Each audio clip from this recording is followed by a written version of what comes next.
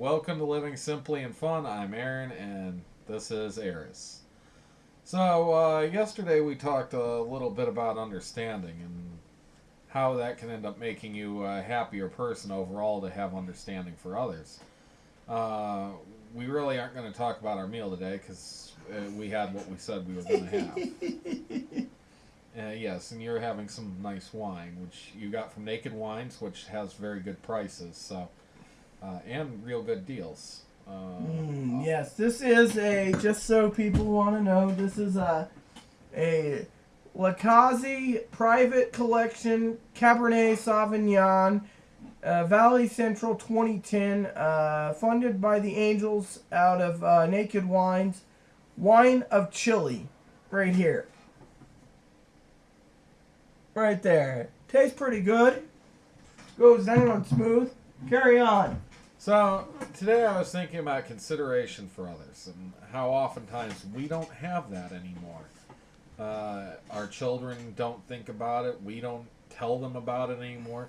If a child's yelling and screaming, you need to let them know that they can't do that because it can upset other people, So, but for instance, I was thinking about this with Rita's neighbor. Rita's neighbor is a farm worker, and he has to get up at 4 in the morning oftentimes. Well, he also works in being out in the farm. He gets dirt and mud on his shoes. So, excuse me a second. Bless you. Bless you. Excuse me. Or Gesundheit. Yes. So anyways, her neighbor works out in the fields, and he tracks dirt home on his shoes, mud. And over the course of the night, it dries on his shoes, and he doesn't want to track it across his apartment. So what does he do? He takes his shoes and bangs them together. But it's on the balcony. But it's 4:30 in the morning, and he bangs them on a metal balcony that reverberates through other neighbors' apartments. He's not thinking about the fact, though, that it's reverberating through other neighbors' apartments. He's just thinking of the fact he wants to get the dirt off his shoes. That is part of consideration of saying, is my actions going to affect somebody else in a negative manner? This is how each and every one of us becomes frustrated at some point, too. Like, for instance, what I just said about the banging of the shoes. It frustrates Aries here. It might frustrate the neighbor downstairs or the neighbor underneath him. So, frustration obviously is not a happy emotion. It's not a feeling that we like. And it tends to make us angry too. And anger, again, is not a very good emotion.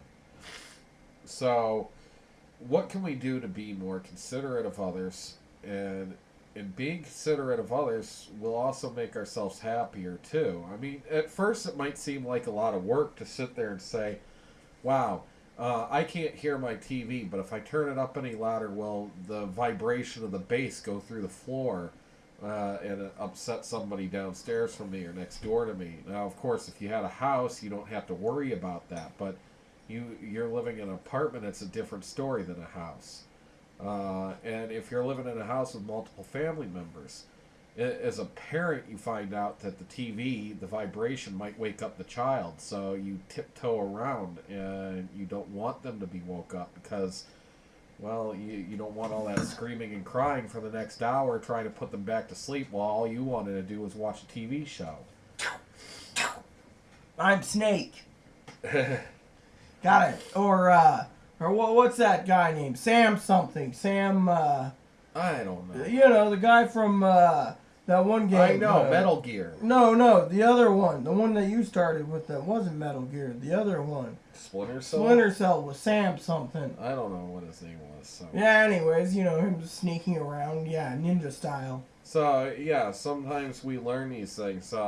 Or if we have parents in the house, and when we're kids, this is what we're supposed to learn in sneaking to do things. Like, when I grew up, if I wanted to watch TV at 2 in the morning while my dad and my grandma was asleep, I'd have to first turn the volume down as low as possible on the TV so that I could watch it without them hearing, and I'd have to sit there and like strain to listen to the TV. Sometimes I just flip through it anyways. But this was part of learning consideration as a child. Nowadays, a child wakes up at 2 in the morning, turns on the TV full blast. The parents are just like, whatever. And they just continue to sleep. And if anything, they might go yell at the kid that they need to get up in the morning and tell him to get the heck to bed. He wasn't privileged enough to have his own TV like I did in my room, where I just turn it on and...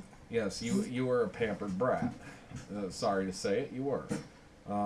And today we pamper our brats anyways. Most kids do have a TV in their room, even if they live in an apartment and the family doesn't have much money. They tend to splurge to get their kid a TV. Forget the iPad or and the their iPod. and their iPhone. I know a 7-year-old with an iPad, an iPhone, and a TV in his room. It's a 55-inch TV. He's got it in his room. I'm sorry. And the mother, by the way, doesn't even make $16,000 a month. How the heck? $16,000 a year, guys. Sorry, $1,600 a month is about what she makes with her minimum wage job. So, and not only that, she's got a daughter she's bought a car for. She's got a 7-year-old son that she's bought a TV for, an iPad, and both of her kids have iPhones. And they a 7-year-old does not need an iPad. When I was 7 years old, I had a baseball bat and and a glove, and I went outside and I played with my friends, or I'd play with the soccer ball. Hey, we'd take 2 pieces of wood and throw them 60 feet apart from each other and play a game called Running Bases. That was a great game. There was all sorts of games that we played, and it was fun. Nowadays, kids don't do that much. They stand around on a skateboard with their damn phone texting who knows who. When I was 7 years old, 1985, I was playing my old NES. Woohoo! I'll say Genesis. This. When you got a 7-year-old who's sitting there texting, at least maybe he's going to be a little more intelligent because he's able to do all this writing at a young age. But at the same time, what are they writing? Because I've watched a lot of these kids using like slang terms that they shouldn't be using, and speaking language that we would have made fun of 20 years ago. Heck, 10 years ago we would have been laughing at it. It's like alien language, and unfortunately it doesn't make a heck of a lot of sense. Yeah, I've read it and I understand it, but you can't just... It's like saying ain't. Ain't a word, and... My teacher used to say that, and I used to say, hey! She'd look at me, hay is for horses. I'm not a horse. I don't eat hay. I kind of think that the language started to change back when I was in middle school, because that's the first time I ever heard somebody walking down the street and be like, yo, word! And it's like, what does word mean? And then, I know it means... I grew up with those... pants, they're all the way hanging down to their butt cracks, and then like their bell-bottom jeans, and you can see their underwear, and you're like, yo, man, what up? And it's like, ever since crisscross, that's what happened. I've pretty much gathered that the meaning of yo word is like what's up, how are you, what's going on. But what up, that WADUP is not technically a word either. Or what's up? You don't have to do it that way. But what I'm just trying to make a point, though. This isn't language. This is like, it's not communicating in a proper sense. Where is the education gone? And in having consideration for others, which this whole thing was about in the first place, it was basically in trying to say that you need to think of other people. And sometimes the way we coddle the kids anymore, they're not growing up to learn to think of other people, and we're beginning to forget how to think about other people. It's like, oh, I need to get to my job, and I'm already 10 minutes late because I was too busy, doing whatever the heck it was that I was doing that I didn't necessarily have to do. Now I'm in a hurry, and I got this person walking across the street, like I mentioned yesterday. And then you get frustrated and upset because, you know what, you didn't allow yourself enough time to get ready and get to where you're going. And you're not thinking about the person who's trying to cross the street. There's no consideration there. You're not thinking about the fact that if you're early, it might actually help your fellow employees. Heck, you might get paid a little bit more. I always showed up to work 10 minutes early. It's how I was raised. At least 10 minutes early. What if I need to help somebody else? What if they need to leave just 5 minutes early because they're running late somewhere else. Everything is a matter of consideration anymore. So that's pretty much all I have to say today. Is if you want a happier life, have a little consideration for people. Try to figure out how you can be more considerate. And that's all I got to say. All right. I agree with everything Aaron says. I do have a few things to add because I told him there's something I wanted to consider. Now, one of the things that irritates me, and I consider it a consideration, Aaron does it all the time with me. He's very considerate. Is, for example, if I send out a business email or private message or something, it's considerate to read it and just reply, even if it's nothing but, "Hi, how you doing?" instead of looking at it and just letting it go to limbo. It's like, oh, well, I don't want to deal with it. I mean, I got a friend of mine who's on a dating site who sent some messages out, corresponding. The girls have read the messages, but they don't want to get back to them. I mean, that's inconsiderate right there. There's other inconsiderate things like... are you sure that's so inconsiderate? I mean, what if they wanted to blow you off, but instead of blowing you off or being mean or rude to you, they just decided to ignore it and let it go? And therefore, they're not technically being rude to you.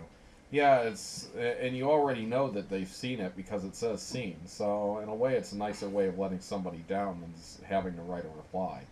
So, well, still, it depends on how you want to look at it. That's a different type of consideration, though. You know, I don't know. It's different than making noise at, like, in the middle of the night and when you have neighbors, or wanting to just floor it through an intersection even though there's other cars, or you know, standing in the middle of an aisle in the grocery store talking on your cell phone because your cell phone call is more important and you don't give two whatevers about people trying to get past you or look into the section that you're in.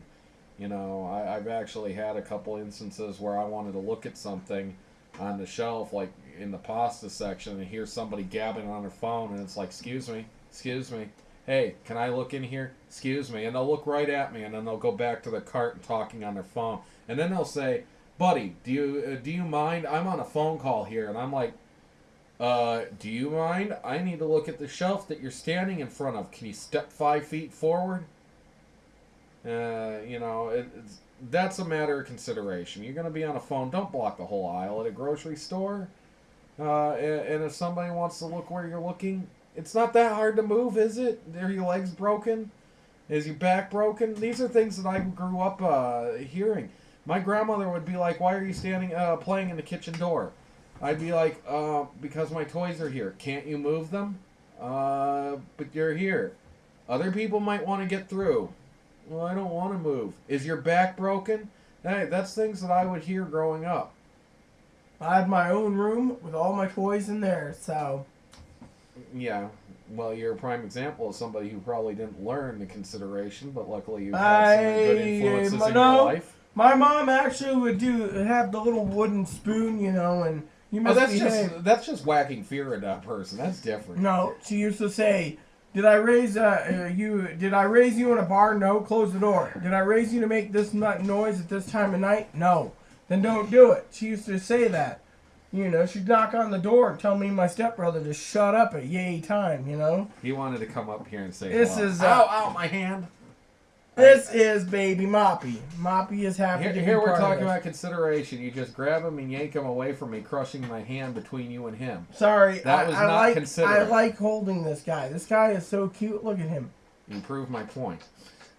So, anyways, all I wanted to say is, you know, when it comes to emails, some business emails, some private messages, etc., it's very considerate. The other thing I want to say before I log off for my last part is, my friend also was asking if it's logical to be honest on these dating sites and marriage agencies. Yes, you got to consider the girl.